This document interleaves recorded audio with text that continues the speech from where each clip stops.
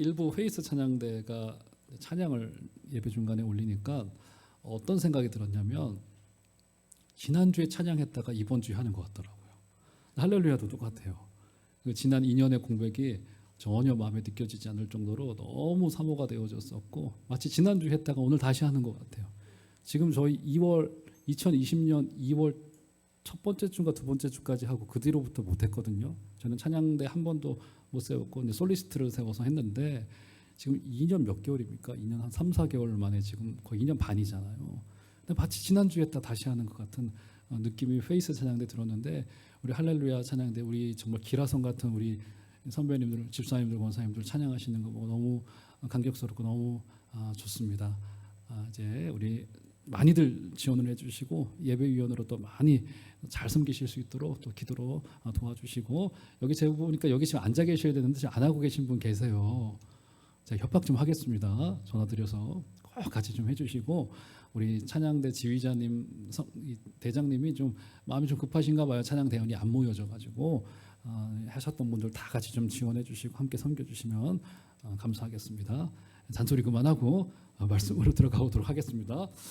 자, 지난주에 말씀드렸죠. 마가가 굉장한 이야기꾼입니다. 주님의 십자가 사건이 얼마나 이게 중요하던지 이 이야기를 구성하는데 독자들이 읽기 편하고 듣기 편하도록 3시간 단위로 끊어가지고 말씀을 전했어요. 그러니까 여러분 저를 놓고 기도하실 때 입술이 둔하지 않도록 제가 혀가 짧기 때문에 제 혀가 늘어날 수 있도록 기도하시는 건 그런 의미가 없을 거예요. 혀가 짧더라도 발음이 여러분이 잘 들리도록 기도하셔야 됩니다. 그 수밖에 없어요. 제가 혀가요 약간 짧아요. 아예 짧으면 저도 핑계를 들 텐데 그게 조금 문제입니다. 이야기꾼이에요, 마가는. 그래서 이 성경을 이해하기 편하도록 3시간 단위로 끊어서 설명을 했습니다. 자, 그러면 복잡하니까 자, 우리 시간으로 설명을 해보죠. 주님이 오전 9시에 십자가에 달리셨어요. 어떤 말씀 드렸습니까? 그 전날 밤에 주님께서 겟세마네 동산에서 기도하시다가 잡히셔서 재판받으시고 고문당하시고 십자가에 달리시기까지의 시간이 얼마 되지 않아요.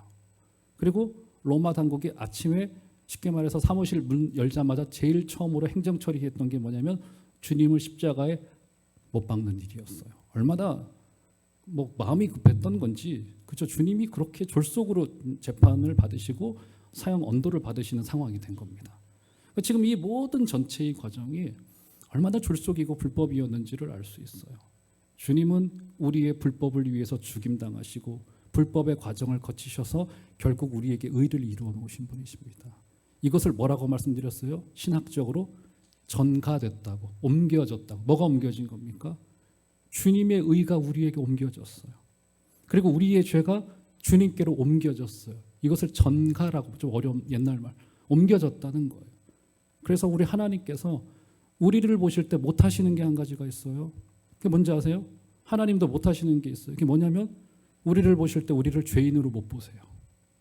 우리가 그리스도의 의가 덧입혀졌기 때문에 우리가 아무리 죄 가운데 있다 하더라도 우리의 주님을 향한 십자가를 향한 그 의를 가지고 우리 하나님 앞에 나오게 된다면 그리스도의 의가 우리에게 덧입혀졌기 때문에 우리를 하나님께서 의인으로 보시고 우리가 구원받을 수 있는 근거가 거기에 있는 거예요. 그러니까 전가됐다, 옮겨졌다. 주님은 그렇게 우리의 불법을 위하여서 불법의 과정을 거쳐서 우리에게 의가 되신 분이시다. 이거 사실을 알 수 있는 겁니다. 자, 9시에 십자가에 달리신 뒤에 3시간이 지납니다. 3시간이 지났을 때 몇 시겠어요, 여러분? 12시, 정오의 시간. 해가 가장 높이 뜨고 가장 뜨거워지기 시작하는 그 정오의 시간부터 3시간 동안 무엇이 임하게 됩니까? 거기에 어둠이 임하게 돼요. 지난주에 들으셨죠? 어둠이 임하게 됩니다. 어둠은 좋지 않죠. 어둠은 하나님의 심판이라고도 말할 수 있고요. 어둠은 인간 누구나 좋아하지 않습니다. 저도 어둠이 좋지 않아요. 그런데 그 어둠으로부터 무엇이 시작되어지는 거예요? 어둠으로부터 생명의 빛이 되신 주님께서 다가오시는 게 되는 겁니다. 그래서 어둠, 하나님의 침묵, 광야 이런 것은 우리에게 좋지는 않아요. 힘들잖아요. 왜 하나님이 나에게 이 일을 허락하셨을까? 왜 하나님이 나에게 이 사람을 붙이셨을까? 왜 하나님이 나에게 이런 어려움들을 허락하실까? 그 이유를 알자고 하면 그건 알 수 없습니다. 근데 문제는 뭐냐면 현실로 우리가 그 광야의 그 어둠에 던져져 있다는 사실이에요. 그런데 말씀드렸잖아요. 그 광야나 어둠이 그 자체로는 좋지 않으나 결국 우리를 어디로 인도합니까?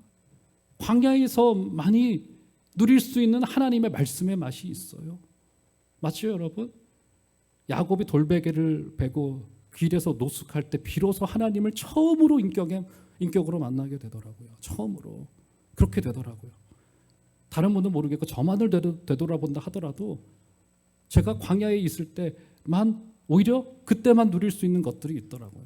아무래도 인간은 죄인이기 때문에 모든 게 잘 풀리고 잘 되기만 하고 할 때 하나님을 간절히 찾는 자가 솔직히 그리 많지 않습니다. 저 많이 못 봤습니다. 많이 못 본 게 아니라 거의 못 봤습니다. 때로 하나님이 우리를 훈련시키실 때 우리를 광야에 내던지셔서 광야에서부터밖에 올 수 없는 하늘의 만나를 먹고 누리게 하는 것들을 보게 되어져요. 그래서 코로나에 지금 2년 넘는 이 기간, 아직도 좀 끝난 건 아니잖아요. 여전히 확진자들이 꽤나 많이 나오고 있는 이 상황 속에서 아시겠지만 지난 주간에 우리 교회에서도 사실 몇 분이 또 다시 확진이 되셨어요. 그 가운데에서도 우리 하나님께서 이 기간에 우리를 단련시키시고 예배에 대한 사모함을 주시고 이 찬양대가 하나 늘 하는 건 줄 알았어요. 우리는 예배도 늘 드리는 건 줄 알았어요. 기독교 역사만 돌아보더라도요. 지금도 그렇고 교회가 자유를 얻었던 역사의 기간은 여러분 그리 길지 않습니다. 지금도 우리의 동지 기독교인들은요. 수많은 지구촌 곳곳에서 이 신앙 하나를 지키기 위하여서 불과 저 몇십 킬로미터 멀지 않은 저 북한 땅에서도 그렇잖아요. 저기서도 지하교회에서 숨죽여서 아마 오늘 예배하고 있을 거예요. 지금 우리처럼 신앙의 자유를 누리고 있는 기독교인 성도들의 비율이 그리 여러분 많지 않다는 사실을 기억하셔야만 됩니다. 지금 우리 하나님께서 지난 2년의 기간을 우리를 꽉 붙잡아 놓고 이 현장에 오지도 못하게 하는 상황이 벌어지면서 어쩔 수 없는 바벨론 포로와도 같이 되어졌었는데 우리에게 무엇을 가르친 것이겠습니까? 하나님의 마지막 가르침일 수 있어요. 이거로도 만약에 안 된다면 그때는 수가 없는 거예요. 예배에 대한 중요, 하나님의 말씀 앞에 서는 것에 대한 중요, 예배 위원으로 서는 것에 대한 감격, 이런 것이 이 지난 2년의 기간 동안에 우리에게 교훈되어지지 않고 이것이 학습되어지지 않고 우리는 똑같은 모습으로 갈 수 없어요. 코로나 전하고 우리 마음도 다를 것이고요. 달라야만 됩니다. 사랑하는 성도 여러분, 어둠은 나쁜 것이고 현상적으로는 좋지 않지만 광야는 힘들 수 있어요. 그리고 나는 훈련을 위해서 어둠으로 걸어 들어갈 거 이러실 필요는 없을 것 같아요. 하나님이 빛으로 인도하시면 가는 거고요. 때로 광야를 지나가게 하시면 그 광야 속에서 하나님의 뜻을 발견하는 것이 우리 인간이 하나님 앞에서 가져가야 될 순종이고 그 수동성의 도이지 않겠습니까?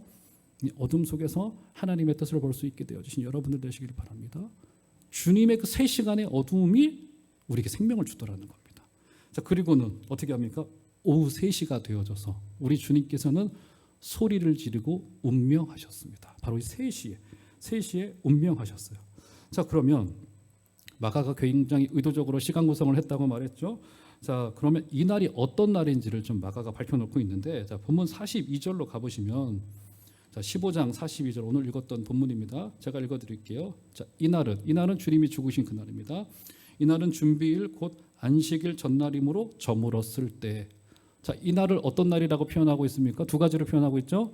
준비일이요, 안식일 전날이라고 표현하고 있습니다. 그러니까 지금 같은 말인데 지금 굉장히 강조하고 있는 거예요. 그렇죠? 안식일을 준비하는 날이다라고는 의미를 가지고 있는 거예요. 준비일이라고 말해도 그때 당시에 독자들은 전부 다 알아들었을 것인데 안식일 전날이라는 것을 강조하고 있습니다.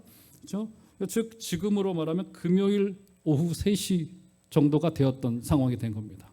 금요일 오후 3시가 되었어요. 금요일 오후 3시에 주님께서는 운명하신 겁니다. 여러분 이 사실을 오늘 머릿속에 두시고 오늘 말씀으로 들어가 보셔야지만이 말씀이 조금 더 입체적으로 다가올 거예요. 자, 이렇게 사형 집행은 마무리되어졌습니다. 자, 그런데 오늘 이야기가 어떤 내용이에요? 아리마대 사람 요셉이 우리 주님의 시체를 달라하여서 무덤에서 장사 지내는 바로 그 사건을 기록해 놓고 있습니다. 그래서 제가 사실은 말씀을 준비하면서 오늘 본문 좀 건너뛰려고 했어요. 다음 주에 부활에 관한 이야기가 등장하기 때문에 부활의 사건이 워낙에 중요한 사건이라 아리마대 사람 요셉의 이야기가 중요할까 싶은데 읽으면 읽을수록 우리에게 좀 의미가 좀 있어요. 자, 예수님의 시신 처리 문제가 왜 중요했습니까? 이 주님의 죽음이요, 단순한 죽음이 아니었기 때문이에요. 인간적으로 봤을 때. 지금 어떻게 상황이 벌어지게 된 겁니까? 정치적으로 다소 좀 복잡했어요. 유대인들과 로마 당국이 엮여 있는 정치적인 사건이었습니다. 어떻게 정치적인 사건이었습니까? 유대인들의 필요에 의하여서 로마의 힘을 빌려서 로마 당국이 집행한 바로 사형이었어요. 다시요. 뭐라고요? 유대인들의 필요에 의해서, 유대 군중의 필요에 의해서 로마의 힘을 빌려서 로마 당국이 집행한 사형이었었습니다. 그렇기 때문에 예수님이 사형을 당하셔서 이제 돌아가셨을 거 아니겠어요? 시신 처리의 문제가 남아져 있는 거예요.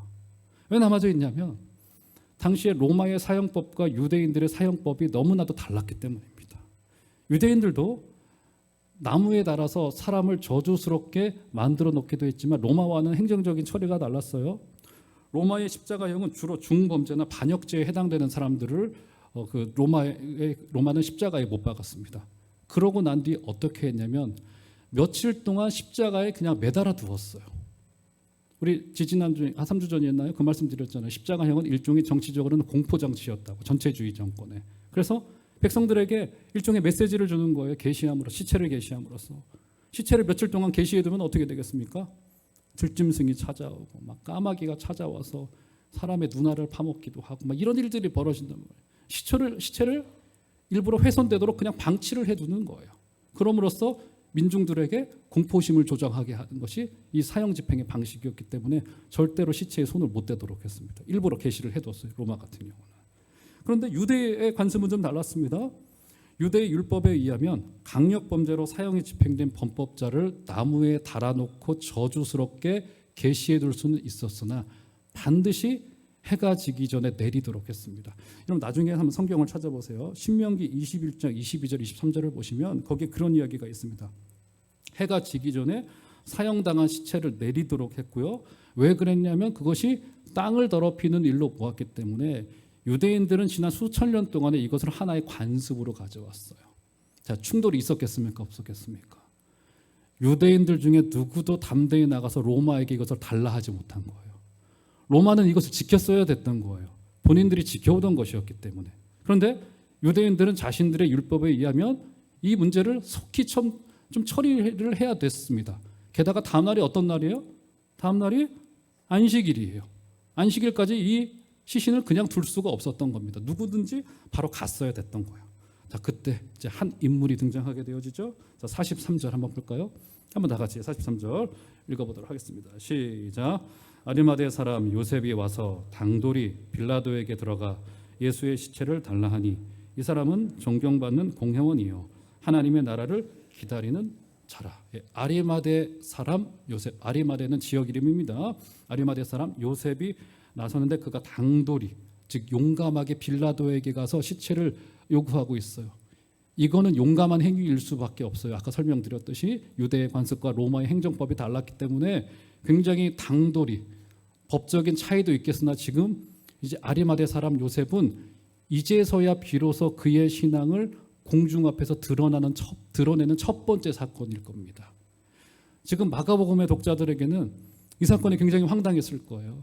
왜냐하면 당시에 이제 교회들 중에 이 마가복음만을 쪽복음으로 들고 있는 사람들도 있었을 거거든요.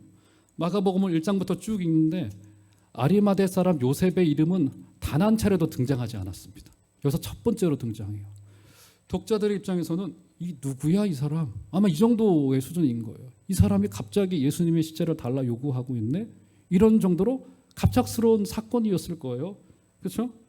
자, 그러면 그가 어떤 사람인지를 잠시만 조금 살펴보도록 하겠습니다. 일단 오늘 본문을 보시면 자, 그가 어떤 사람이라 말합니까? 예수님의 시체를 달라 했는데 이 사람은 존경받는 공회원이요 하나님의 나라를 기다리던 자였다고 말합니다. 그는 존경받던 공회원이었다고 말하고 있어요.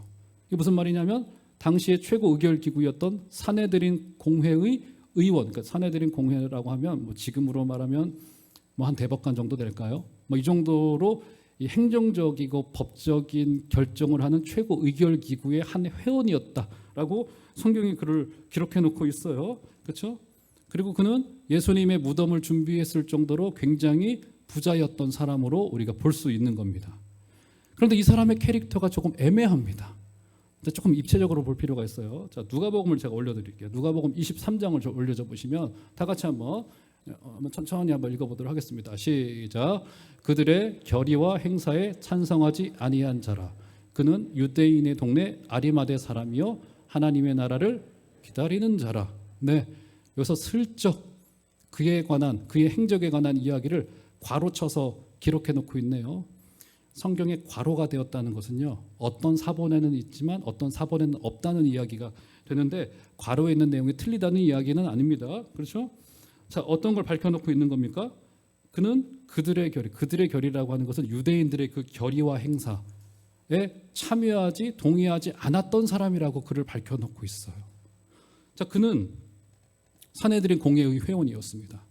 여러분, 당시에 한 사람의 사형을 결정하기 위해서는 만장일치가 필요했습니다. 산헤드린 공회원 회원들의 만장일치의 결의가 필요했어요.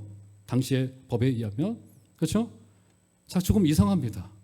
지금 예수님의 사형이 언도되어져서 집행되었습니까? 안 되었습니까? 집행되었죠. 그런데 지금 이 요한은 그들의 그 결의에 동의하지 않았다고 성경이 기록하고 있고요. 그런데 사형 언도는 되어졌고 사형 집행은 되어졌어요.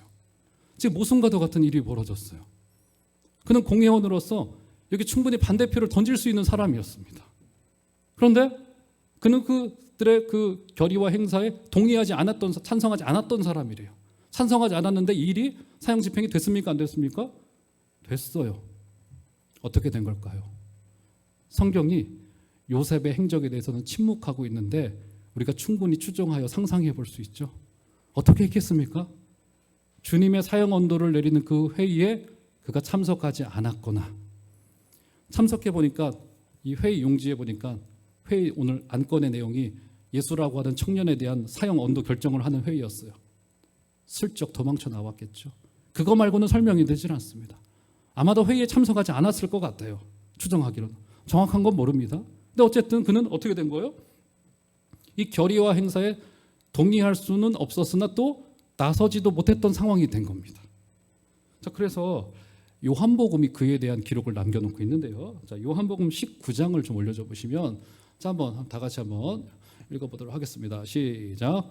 아리마대 사람 요셉은 예수의 제자이나 유대인이 두려워 그것을 숨기더니 이 일 후에 빌라도에게 예수의 시체를 가져가기를 구하매 빌라도가 허락하는지라 이에 가서 예수의 시체를 가져가니라. 자, 그대로 올려줘 보시면 놀랍게도 그의 신분을 뭐라고 밝혀놓고 있어요? 예수님의 제자였대요. 놀랍게도 예수님의 제자였습니다.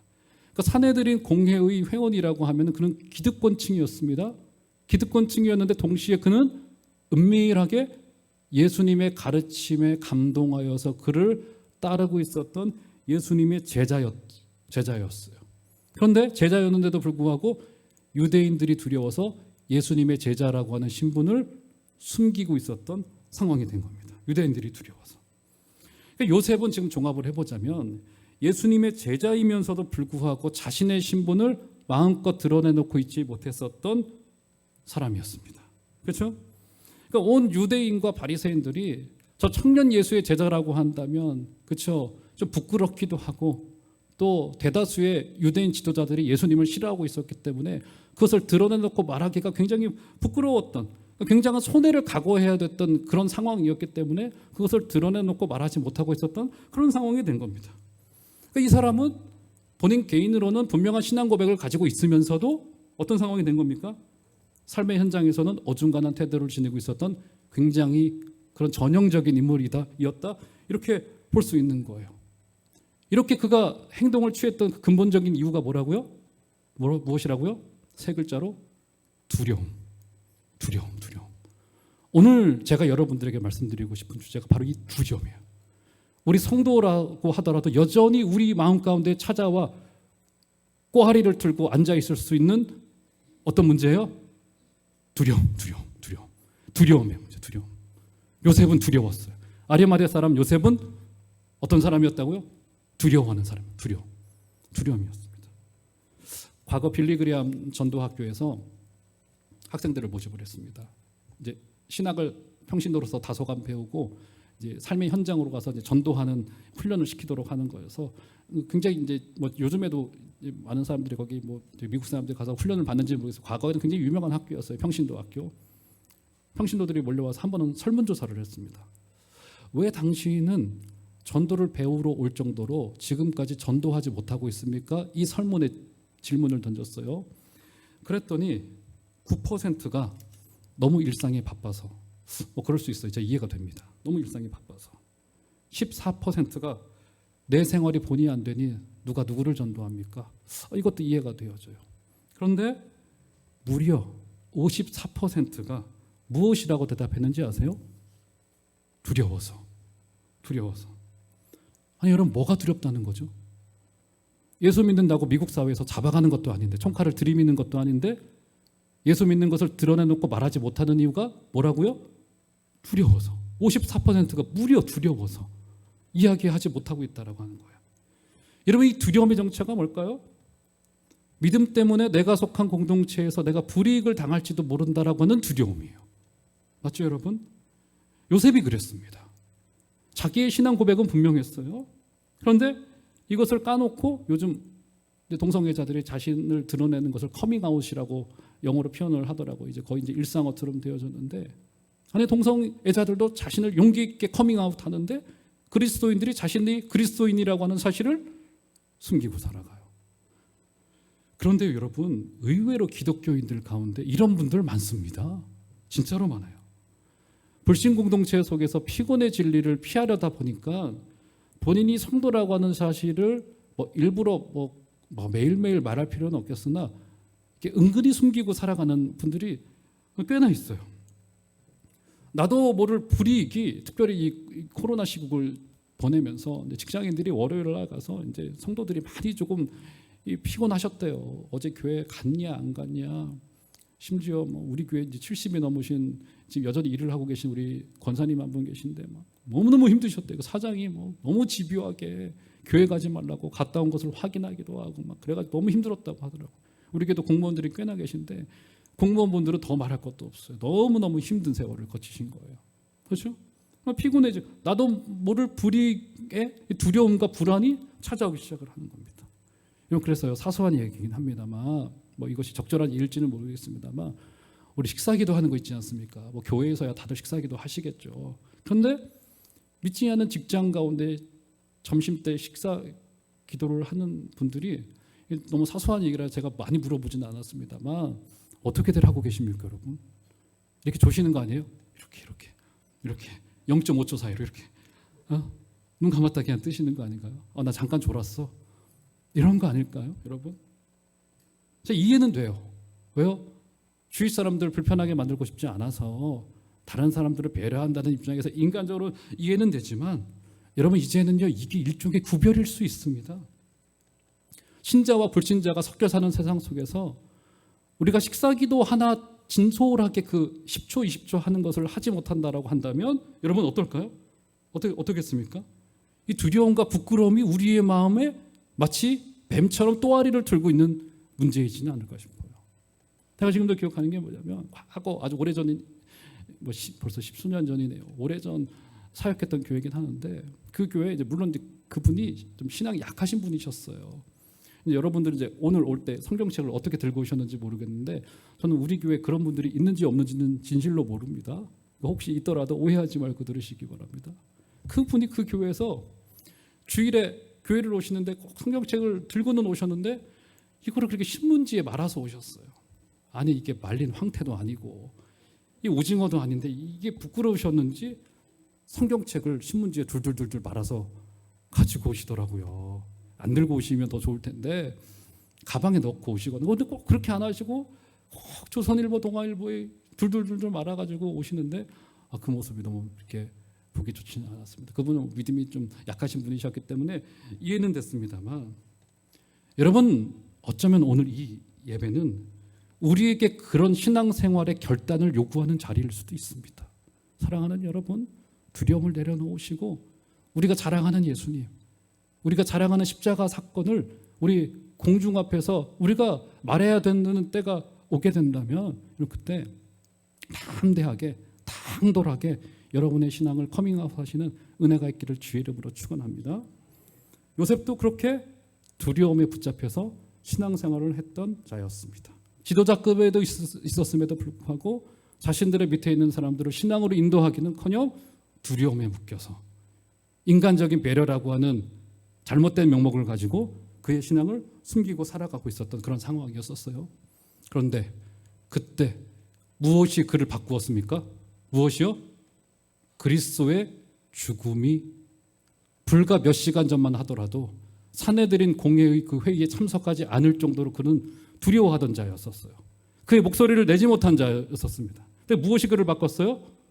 그리스도의 죽음이 그를 바꾸었어요. 지난주에 살폈잖아요. 예수님의 십자가 옆에서 죽음의 전 과정을 지켜보았던 행정직원이었고 로마에 충성하였던 백부장이 이분 하나님 아들이었네. 이 고백이 자신도 모르게 툭 튀어져. 이분 하나님의 아들이었네. 이 고백이 툭 하고 튀어져 나온 거예요.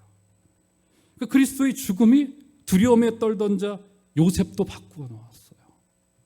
여러분, 이 두려움의 문제가요, 이 현대인들에게 두려움의 문제가 너무도 큽니다. 여러분, 어두움의 영이요, 인간의 두려움을요, 그 불안과 그 염려와 근심을 악용을 합니다. 미래에 대한 걱정. 제가 지난 주간인가요, 우리 교회 사람을 만나는 직업을 가지고 계신 성도님 한 분하고 대화를 하는데 주로 젊은 분들도 많이 만난대요. 근데 하는 말씀이 뭐냐면 요즘 20, 30대 젊은 분들이 그렇게 무슨 타로점, 여기 또 미아리 있잖아요. 우리 가까이에 저 위쪽에 가면 미아리의 점집이 얼마나 많습니까? 제가 이제 예전에 창동에 살았기 때문에 그 앞에를 많이 왔다 갔다 했어요. 그 차를 가지고. 근데 그때도 그렇게 많았는데 지금 20년 정도 지난 세월인데 더 많아진 것 같아요. 사라지기는커녕 더 성업 중이래요. 미래에 대한 두려움, 불안, 이 염려가 삶의 동력이 되어져 있어요. 이 두려움이 삶의 동력이 되어진 경우가 너무나도 많게 되어집니다. 하루에도 몇 번이고 주저앉고 싶어져요. 자신감은 사라지고 불안해지고 두려워서 결국 인간관계를 끊고 살아가는 사람들이 너무나도 많습니다. 요즘에 40, 50대 남성 독거 중년들이, 예전에 이제 독거 청년이라는 이야기를 많이 했는데 독거 중년들이 많아진대요. 사람의 관계가 두려운 거예요.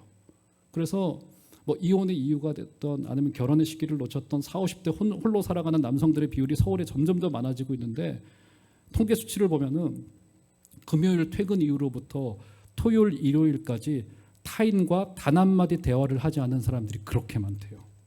고독사가 50대 중에 늘어가고 있고요. 어떤 문제가 그 안에 또아리를 틀고 있는 겁니까? 두려움. 모든 것에 대한 두려움, 막연한 것에 대한 두려움, 사는 것도 겁나고 내가 무능한 것이 원망스러워요. 그렇다고 해서 자기에게 손 내밀어주는 사람도 없고 내가 누구에게 기댈 것도 없어요.